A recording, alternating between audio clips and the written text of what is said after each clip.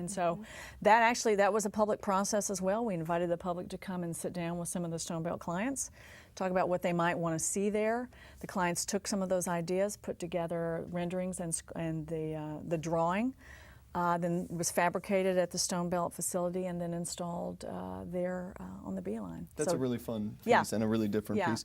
Before we close, we're running out of time, but before we close, I do want to make sure that we hit upon beyond the bead, because we've talked a lot about bead, we've talked a lot about downtown, but we've invested heavily in downtown. It's our core commercial area.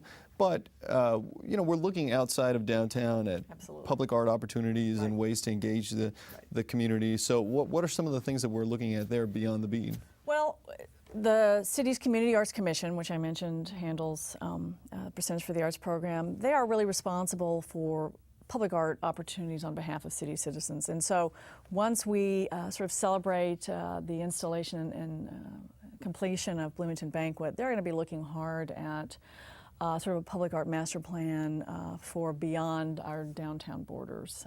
So I anticipate we'll be hearing and working on some plans for some public art opportunities. We're talking about potentially a sculpture invitational that might have pieces from invited artists from around the country that will be cited in different places throughout the city. We're still in the very early phases of talking about that, but that's the sort of thing I would envision us working toward. We also partner actively with Brown County and the Brown County artists there, and so we feel like that although we focused a lot of our public art initiatives in the downtown area, that we've got a pretty porous border between our other regional partners, and so we anticipate some other exciting partnerships that may come through working carefully with Brown County and some of the artisans there. So I think people will start to see some other projects that happen again besides the downtown borders. We haven't mentioned Indiana University, but that's a partner that's a strong partner with us and certainly one of the main attractors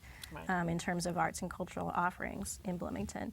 And in fact, we have a member from IU on the Bloomington Community Arts Commission. That's correct. So it's and that's another element in Bloomington that makes us Bloomington, and that's the university. So we can't forget that either. Well, that's terrific. This is really a very fun topic to discuss because there's so much going on, and it's something that interests a lot of people. So thank you, Miah. Thank you, Denise, for joining us. Unfortunately, that's all the time we have. But I want to thank you for joining us, and I hope that in the last half hour, you've gained further insight into how the City of Bloomington is capitalizing on our artistic strengths. I hope you'll join us next month as we explore other important city issues. I'm Danny Lopez, and this is Everybody's Bloomington.